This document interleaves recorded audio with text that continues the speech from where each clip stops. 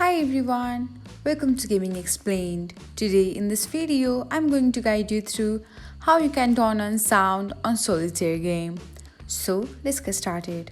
First of all, open the Solitaire app on your device. Next, select the menu button. Here, tap on settings and then toggle on the button beside sounds. And that's it. This is how you can enable sound on Solitaire game. Thanks for watching. Don't forget to subscribe to our channel so that you'll never miss another gaming update.